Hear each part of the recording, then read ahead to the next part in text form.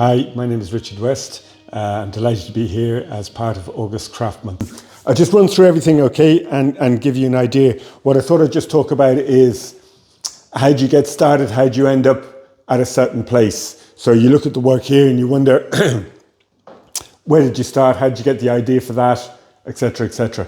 For me personally, all my work starts with a tree, wherever I get wood, wherever I get the raw product to make things. So I will often get a call, as I did just the other day. A very kind lady rang me and said, "Oh, I have a big sycamore tree coming down.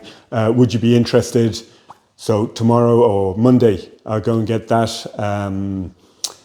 That'll be the starting point. That tree is cut down. I'll go along and first thing I'll do is try and identify the parts of that I find interesting, what bits of it, how I'm going to cut it up. I'm going to take the time to have a good look at it instead of just straight away just chopping into blocks. I'm going to take some of the bigger pieces for bigger work, some of the more interesting pieces. So a piece, for instance, like that, where you might have a branch coming out, where you might have a shape that you think, oh, that could be interesting here. So you're going to look at how you're going to chop up that branch and what you can make out of it. So that's the starting point. Secondly, then you're going to think about what is it about that particular piece of wood that's interesting, whether it be a piece of wood that has some nice figure or pattern on it, or a piece of wood that you're going to put a texture on, or a piece of wood like the big bowl there that you're going to do a lot of carving on. So a piece like the bowl, that was a big piece of beech. It was fairly freshly cut when I got it. So I decided just to go with a fairly simple shape and then carve it and add the feet onto it. A piece like this over here, this oak piece, you had a lovely rough burly surface on the wood. So I wanted to keep as much of that and then give it some kind of a shape and then bring some light and colour into the inside of it. So it's not anything massively complicated, but you are always looking at how can I take the opportunity that's presented. To give you an idea, this is a piece that I finished yesterday. I turned this piece originally about 7.5 years ago. I turned it, didn't really know where it was going, put it to one side. I've been looking at it for years thinking, God, I must finish that. What'll I do with it? Whatever. And then I was just messing around with the idea on a few pieces of repairing things. I like very much the idea of repair as a point of interest. So I came along and I decided I would scorch it, knowing that it would crack a little bit, and then repair it with a little bit of silver here and here. So ideas don't flow in a direct line. You start somewhere and you take detours, but you end up somewhere else. So it's not, you don't panic if you don't have an idea. You don't panic if things don't follow in a straight line. I have, at any stage, maybe 30 or 40 pieces that are half finished, that I started, that I wasn't sure where they were going. They get put to one side. The best analysis of that I can think of is there's a Frenchman who has a house in Ballyconneely, just the other side of Clifton, near us. And he's a writer and he's a songwriter. And he said before computers, in his house, he had a long table with a bench on either side. And he used to have at each place setting a pile of papers with a pen. And he said every day he would sit down at the first project and start writing. But if it got stuck, he would put the lid back on the pen. He said it was very important to put the lid back on the pen, put it down on the papers, and slide on the bench to the next setting. Undo the pen and start on that project. In other words, if it's not working, don't panic about it. Just move on to something else. And he would do that all the way around the table and eventually end up back at the one that he got stuck in the first place. And by then he would have had ideas to move on with that. So I like that kind of idea of moving on with the work. So just the idea of the wood being the inspiration. I think the easiest piece that can show that is this. This is a piece of pine. So that tree was growing that way. That's the center of the tree. The nice thing about pine is it grows in the winter and the summer. So if you scorch it, you burn away the softer summer growth. and the harder winter growth stands a little bit proud. So straight away you're going to get all sorts of patterns and designs. What I did with this was I turned it, I textured it, then I scorched it, then rubbed away all the soot back to white wood again and added a colour. So that's a kind of an orangey red colour. But here, because of the way I cut it here, that gives you a pattern. So the depth and the size of the cut determines the pattern that you end up with. So I did about maybe 15 or 20 of these pieces, and each one was slightly different in the cut. Some of them were more longitudinal, some more vertical, and that changed completely the pattern and the aspect of each piece. So it's looking at what the piece of wood has to offer. That's just a simple piece of pine. It has not huge value. So, it's nice that you can find some way to add a little bit of value to it or give it some kind of a bit of value, On that theme, for instance, I bought this. This is a piece of beech that I turned a few weeks back. I can't remember what I was thinking when I did it. And I wasn't really sure where I was going with it, so it kind of got thrown to one side. I still am not 100% sure where I'm going with it. There's a couple of things on it there. That's through the end grain of the tree, so it's cracked a little bit because end grain will always crack out a little bit. That might be problematic. It might not be. It might be something I can work with. So anything that might seem like a problem, if you think about it long enough, it can become an opportunity. It can be something that, like you saw with this little one, maybe I could scorch that and let it crack more, and then stitch it up or repair it some way. I might add some texture to that. I might not. But again, it's not because it's not finished. It's not a failure. It's just a pause. There's some nice colour there. I'm not sure if I like the foot. I could come back and make that a bit narrower. So there's loads of possibilities still, but you're not finished with it. So the point being that anything you're working on, I don't think you need to be in too much of a hurry to get to the other side of that. I think it's nice to take the time, put something aside and come back to it. On the theme of repair and such like, this is a piece of beech from Ballinhinch Forest. I turned this when the wood was still slightly wet, or quite wet. Again, the centre of the tree was here, so it's the most unstable point. Normally, I wouldn't bother with that. I kept it here. It cracked a little bit, and I filled it with a little bit of brass. So it's a nice little kind of, again, it was a fault, my fault for going that close to the centre of the tree, but it became an opportunity. And it has a nice little piece, nice little feature there because of that. Additionally, because the wood was still wet, I turned it and finished it before it was dry. So as it's dried, it's just rippled a little bit here along one side. So that's the wood doing its thing. I think sometimes we want to be able to impose our ideas on the material, but sometimes you have to leave space for the material to have something to say. So this whole bit there, it's very subtle. If you run your hand over it, you can feel it. It's not that, you can't see it that easily. But it adds to it, it doesn't distract from it. And I think that's an important kind of thing to think about sometimes, letting the material, have the last word, as they say. So that's the idea of that. Most of the work here that you see has been gilded on the inside. The gilding is something I really enjoy doing. For me, it's just about bringing light to the inside of a piece. In addition to that, the gilding does change your perception of the space inside. So something that has nothing can feel quite closed and dark, but as soon as you put some colour and light in it, it changes that inside space, and it brings your eye into it, but it also brings your eye around the edge of it an awful lot. So the shapes that are made by the curves of the tree and the way you've cut through them become much more interesting. I like the way that cutting through a log, the surfaces of it, and the way that meanders round and a branch coming out of it or whatever become opportunities.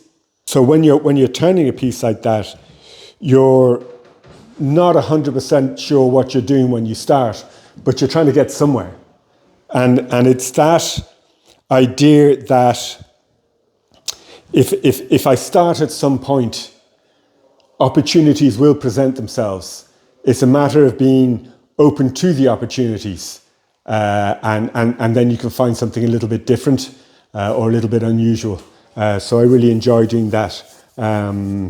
Again, most of the wood I'm working with, it's all recovered wood, so it's all got faults in it, cracks, holes, all sorts of bits and pieces. But that's, again, just part of it. I'll just show you briefly here, actually, with this piece. That's a piece of cherry. Very kindly, Louise here helped me get. When that was turned, it was really quite wet. If you look at it, you can see that it's moved a huge amount. It's changed shape. It's kind of stretched itself out a little bit. This is all kind of bowed out here and here, but it only adds to it. It's not a distraction, I don't think. And again, the inside is gilded with it's a Japanese coloured silver leaf. It's a marbled leaf. I love the way the light flows through it. I think it works really well. Like I say, all the pieces that I have here and all the stuff back in my studio, some of them are much bigger, are all a development of that.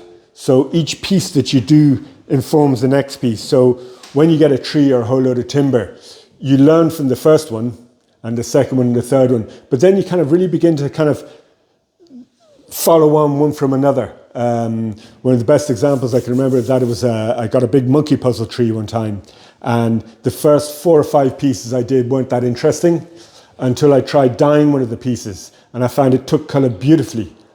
And I ended up doing a whole series until eventually I ran out of tree on that, and people really, really liked them. So it was not a happy accident, but certainly once you discover something, then it becomes quite interesting. It becomes really good fun to develop it, through all of that.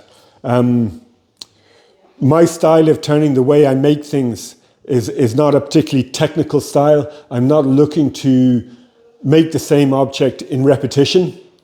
So for a lot of people, the skill set is learning how to do something quickly with a minimum amount of work, and how to repeat the same gesture again and again that gives you a uniform result. I'm not looking to do that. What I'm looking to do is get wood up on the lathe and begin to understand the shapes and the forms that I can get to and how they work, as I say, informed by the last piece, heading towards another piece, and just enjoying the process at that point. And hopefully something good comes out at the end of it.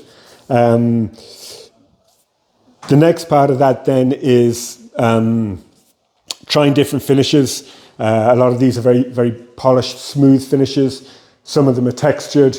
There are a lot of other ways of doing that. Some of them are scorched, like the black one over there. This one here, the oak, is ebonized. So that's just a solution of steel wool and vinegar. Turns it black. That one is dyed, this one is dyed. So all different styles of finishes. And again, that's good fun to work with, good fun to experiment with. Just an idea, I thought I'd bring an example of some of the metal leaves I use. So this is called a variegated leaf, this one here. So it's basically a copper leaf. It has a bit of tin in it, and then it's been heated. So they heat each leaf individually, and when that gets heated, it burnishes the metal and changes the colour. So you get a different pattern on each leaf, and then you can just gild them onto the inside, as with that. And it's funny that I know they're square leaves, but when you put them on, you'd be surprised how well they just blend in. There's no way of matching them up exactly, but they blend in very nicely, I find. This is a product I use a lot of. It's a Japanese coloured silver leaf. So like this here, that's a blue version of that. These are leaves that are pure silver, but then they're coloured by hand, and then they expose them to, it's sort of like a sulfuric gas, which tarnishes them slightly, and you get this marbled effect. So that's a very nice kind of slightly off pinky colour. How do you attach it to the... Okay, so it's just classic gilding technique, so I'll explain that. So there you are, there's that's the one I used on the big cherry piece there. So again, it's a lovely kind of pink one. The way these are attached, very simply, you need to seal the wood really well. So I tend to use shellac. I will put on maybe 4, even 5 coats and build that up to get a nice smooth surface. Obviously it has to be sanded first, well sealed. Then I'll put on what's called a size, which is essentially traditionally it's a slow drying varnish, an oil size. You leave that on for a while until it becomes just almost dry. So slightly tacky, but not completely dry. And then you just float the leaf onto that. It'll immediately stick onto it. Use a big soft makeup brush to just gently brush onto it and finish it off. And then you overlap each leaf slightly, and the part that is overlapped, because it isn't stuck, just crumbles away, and that makes your join. And all those little bits go into any of the little gaps, and you end up with your finished piece. I tend to use what's called an acrylic size, quite simply as it's a problem of time. The oil sizes give a lovely finish, but you have to do it at just the right time. Because I'm busy doing lots of other things and I have people coming in and out of the studio, you stop and you talk to somebody, you miss the right moment, so it becomes complicated. With the acrylic size, it stays tacky for a long time. So you can leave it and come back to it and finish it off. So it's just, from a time constraint point of view, I use that nearly all the time now. So that's something I've been doing a lot of recently. I quite enjoy it. Now, I'm quite lucky in that where I am, not only do I have my workshop, but I also have a gallery. So I can deal directly with people. And although it's a constraint, because you have to stop work and go and talk to someone and come back and go back to work again, and you're back and forth, it's also actually quite interesting, because in talking to the people and seeing what they like and finding out what interests them, it does inform you when you go back to work and you're making things, say, oh, that person was interested in this or that. And so the exchange can be quite good. Again, it's one of these things, you either see it as a positive or a negative. If there are people coming into the studio and they keep interrupting your work, that can be quite annoying. But if they're coming into the studio and interrupting your work, they might buy something, which can be quite positive. So, it goes both ways. You talk about letting the wood move. Yeah. When it dries, and I think that's beautiful.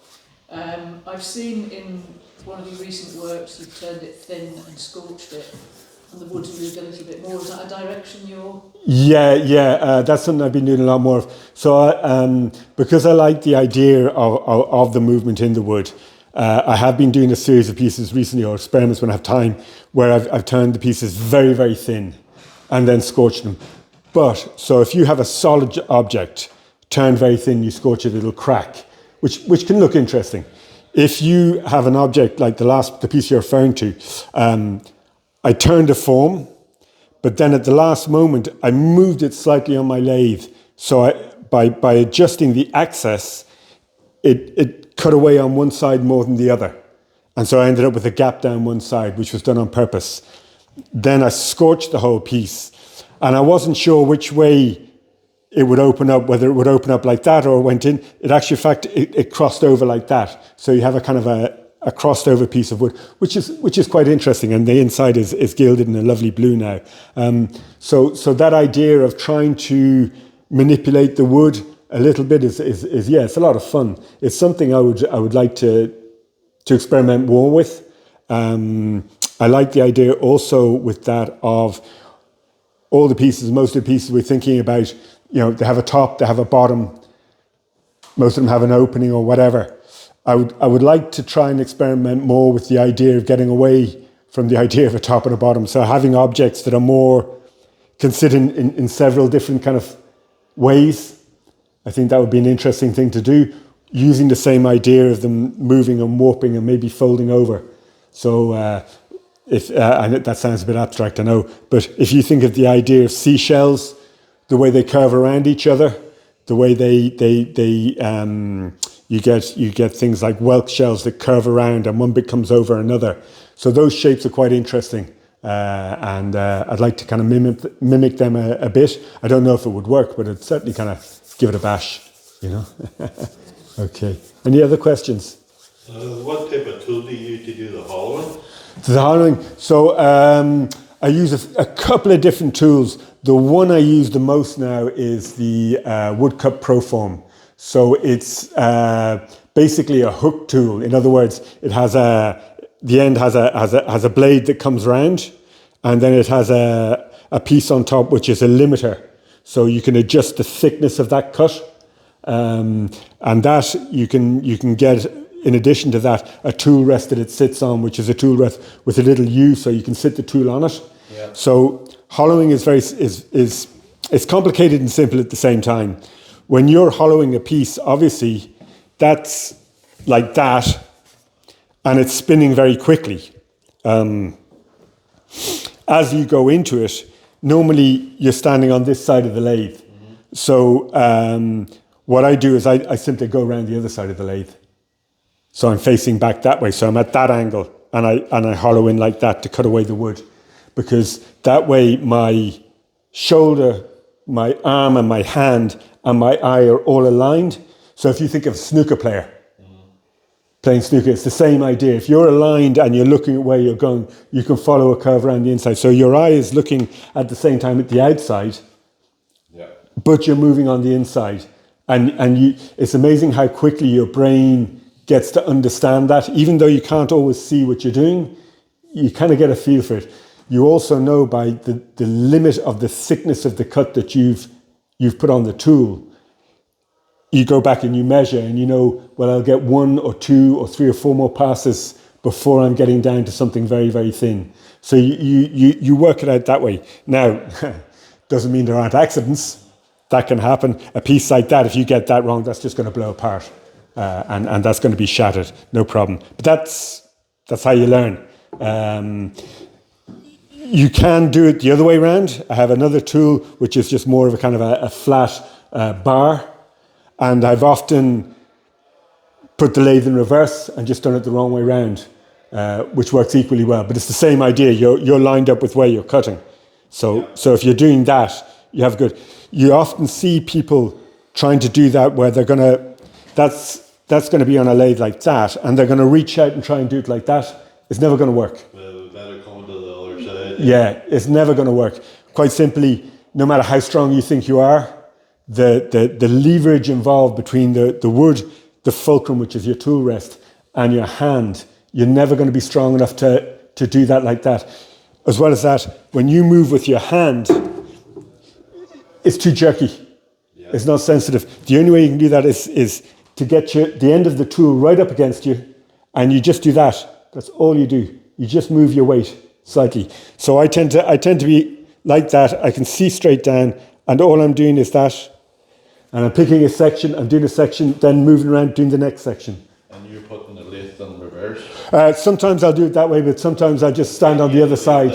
Just, turn one way, got an anti-reverse. Oh, well, then you'll have to go around the other side of the lathe. Yeah. You just have to go around the other side. If you're going to be doing a whole lot of hollow form work, you can't have your lathe up against the wall. Yeah. You have to pull it out. What I tend to do is I pull it out and I move my headstock down near the end so I can get around much easier. Yeah. And that's the way I work with that, and it gives you more possibilities, It's just a technical thing. It gives you a chance to get around and see. The other thing is invest in a big enough chuck.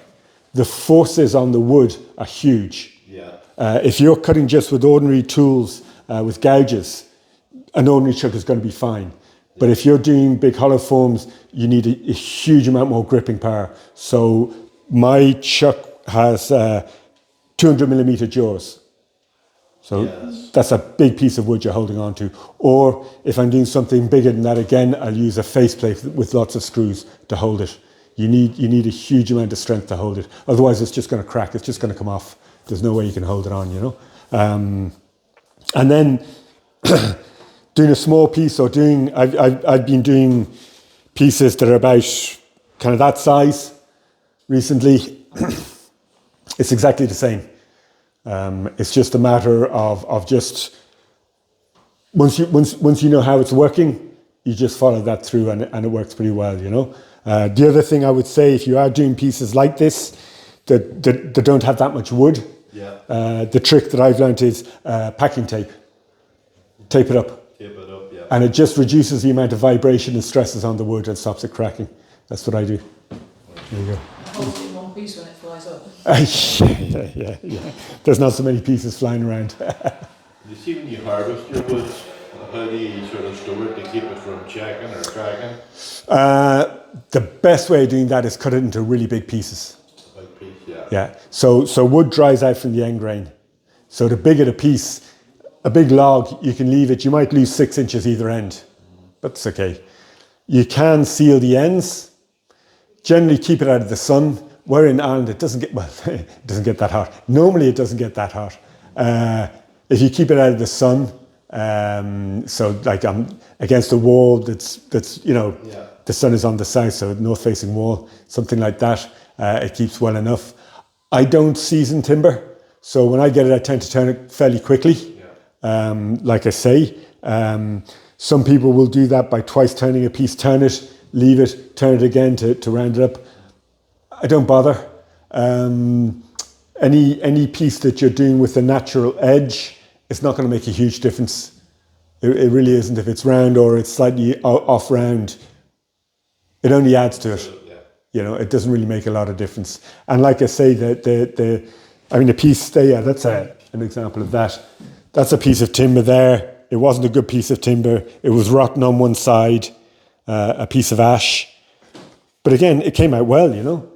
So it's not, people tend to get fairly obsessed with getting the right piece of wood or the right this or the right that. It's really not that. It's just about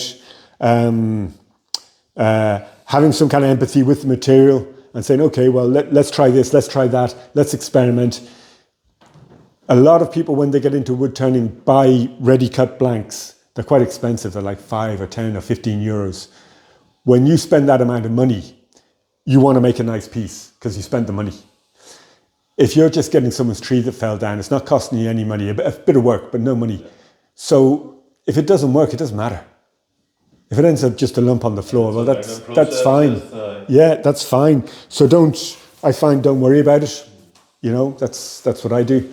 And like I say, that was a piece of sycamore I turned years ago. It sat around for years, you know, and I just came across it the other day and thought, oh, actually, do you know what? Maybe I can do something with that. So, you know, it's never lost. It's never lost, you know. It's just waiting to become something else, like us. Do you have a favourite type of wood? No, everything is good. Everything is good. It's all good. There's nothing. It's because I live in Connemara. We don't have a lot of trees, so anything you get is right. I'm going to make something out of that, regardless. A guy was in there the other day. He said, "Oh, have you ever turned rhododendron?" I said, "No, but do you have some?" You know, I give it a bash. You know, why not?